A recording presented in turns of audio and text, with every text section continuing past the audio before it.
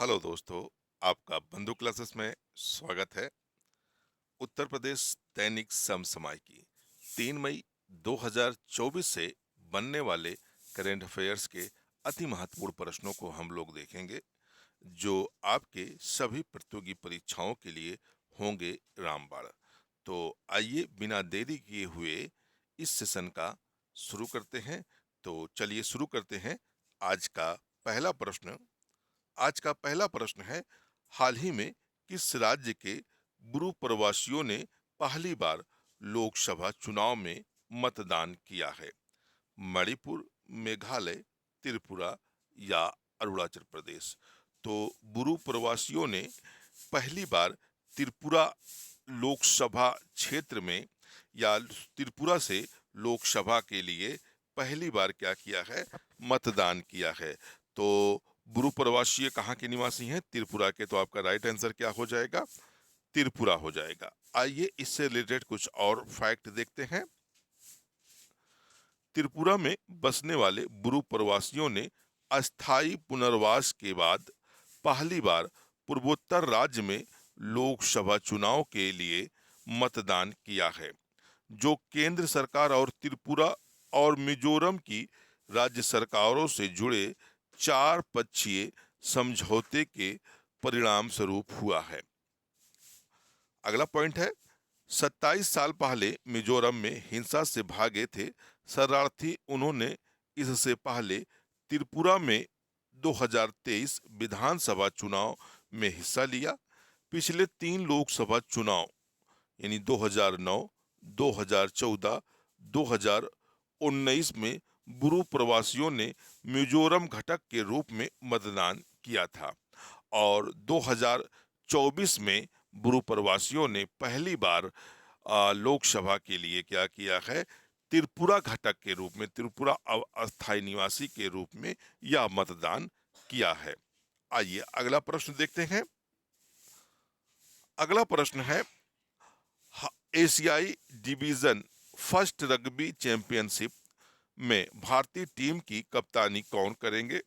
दीपक पूनिया, ईशान सिंह, शुभम वर्मा या Anshu Chaudhary?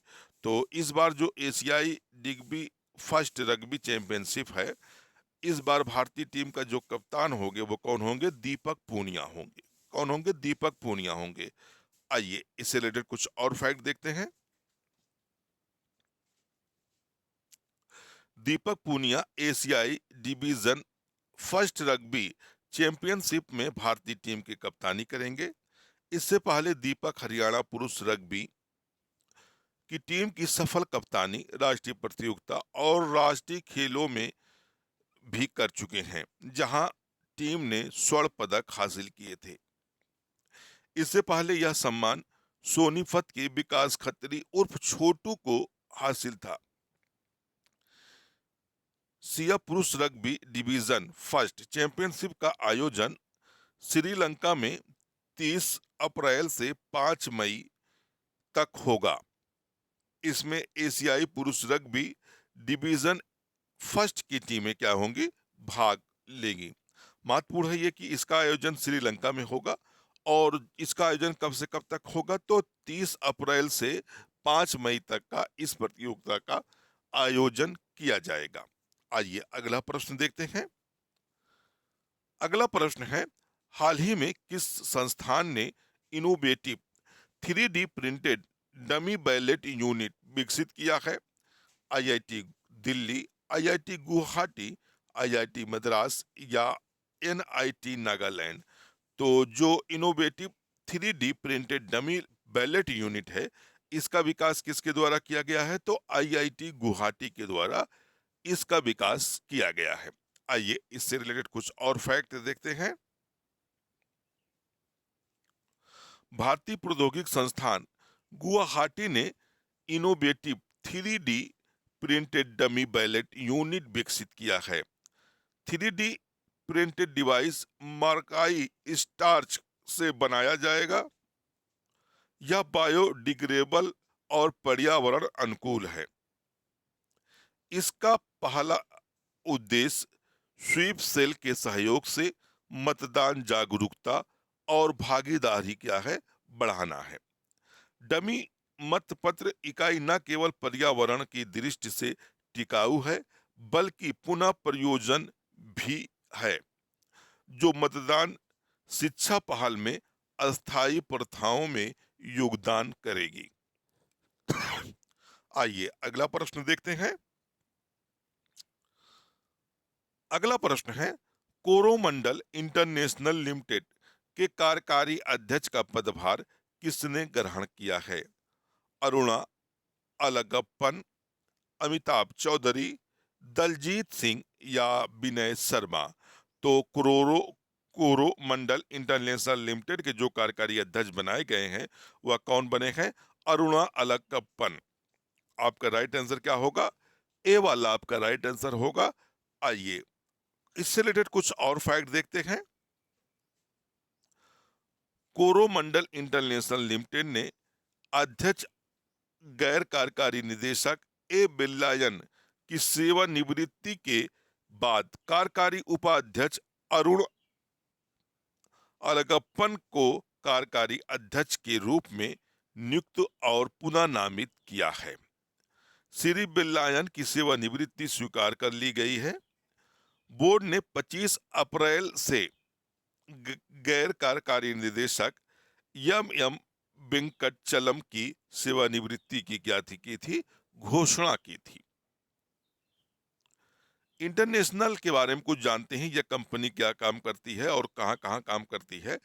Coromandel international limited एक भारतीय कृषि रसायन कंपनी है जो फसल सुरक्षा उत्पादन बनाती है।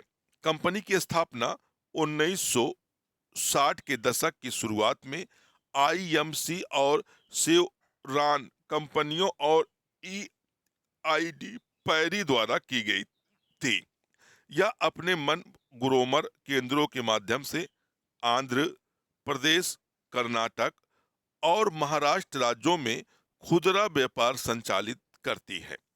तो महत्वपूर्ण ये डाटा रहेगा दोस्तों आपके लिए कि इस कंपनी की जो स्थापना थी 1960 के दशक में की हुई थी और यह अपने व्यापार को आंध्र प्रदेश, कर्नाटक और महाराष्ट्र में खुदरा व्यापार के रूप में क्या करती है? संचालित करती है। आइए अगला प्रश्न देखते हैं। अगला प्रश्न है, challenges and perspective solution in England waterways and ship building का सम्मेलन का आयोजन कहाँ किया गया है? जयपुर, मुंबई, शिलांग या कोची? तो यह सम्मेलन कहाँ आयोजित किया गया है? तो कोची में इसका आयोजन किया गया है, यानी केरल के कोची में इसका आयोजन किया गया है। आइए इससे रिलेटेड कुछ फैक्ट देखते हैं। केंद्रीय पत्तन, पोत परिवहन और जल मार्ग मंत्रालय ने कोची शिपयार्ड लिमिटेड और भारतीय अंतर्देशीय जल मार्ग प्राधिकरण के साथ मिलकर केरल में 2 दिवसीय सम्मेलन 23-24 अप्रैल का क्या किया है? आयोजन किया गया। इस कार्यक्रम में challenges and perspective solution in England waterways and ship building विषय समुद्री क्षेत्र के महत्वपूर्ण मुद्दों पर विचार करने के लिए विभिन्न विभागों, उद्योग विशेषज्ञों तथा हितधारकों को आमंत्रित किया गया था। इसमें अगला पॉइंट है दोस्तों, इस सम्मेलन में 4 व्यवहारिक सत्र शामिल थे जिसमें समुद्री उद्योग को कार्बन से मुक्त करने, अंतर्देशीय जल परिवहन और जहाज निर्माण में महत्वपूर्ण चुनौतियों पर विचार करना शामिल था। आइए अगले स्टेप पर हम लोग चलते हैं। तो अगला स्टेप है कल का रिवीजन। तो कल का रिवीजन कहने का यहाँ सेंस है दोस्तों कि जो हम लोगों ने 1 मई को जो पढ़ा था उसका रिवीजन करेंगे, क्योंकि किसी कारणवश 2 मई की क्लास नहीं हो सकी थी। तो हम लोग जो रिवीजन देखेंगे वो 1 मई का रिवीजन देखेंगे, यानी 1 मई की क्लास में जो कुछ पढ़ा था उसका रिवीजन देखेंगे। तो पहला प्रश्न है, संघाई सहयोग संगठन यानी एससीओ रक्षा मंत्रियों की बैठक कहाँ आयोजित की गई है? तो इस बार जो एससीओ है, इस संगठन की जो रक्षा मंत्रियों की बैठक है वह कजाकिस्तान में इसका आयोजन किया गया। आइए अगला प्रश्न देखते हैं। अगला प्रश्न है, हाल ही में किस देश की संसद ने समलैंगिक संबंधों को अपराध घोषित करने वाला विधेयक पारित किया है? तो यह विधेयक किस देश ने पारित किया है? तो इराक के द्वारा इस संबंध में विधेयक क्या किया गया है? पारित किया गया था।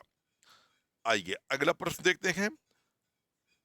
अगला प्रश्न है, 21वीं अंडर 20 एशियाई एथलीट चैंपियनशिप 2024 में किस खिलाड़ी ने गोल्ड मेडल जीता था? तो 21वीं अंडर 20 एशियाई एथलीट चैंपियनशिप 2024 में गोल्ड मेडल किसने जीता था? तो हर्षित कुमार के द्वारा इस प्रतियोगिता में गोल्ड मेडल जीता गया था।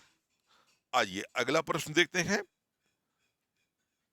अगला प्रश्न है, आईपी सुरक्षा के लिए अमेरिका ने किस देश को अपनी प्राथमिक निगरानी सूची में शामिल किया है? तो किस देश को इस बार अमेरिका के द्वारा अपनी प्राथमिक निगरानी सूची में शामिल किया गया है? तो भारत को इस सूची में शामिल किया गया है। आइए अगला प्रश्न देखते हैं। अगला प्रश्न है, हाल ही में किस मंत्रालय ने रत्न एवं आभूषण क्षेत्र को अधिकृत आर्थिक संचालक का दर्जा प्रदान किया है? तो यह किसके द्वारा प्रदान किया गया है? तो वित्त मंत्रालय के द्वारा।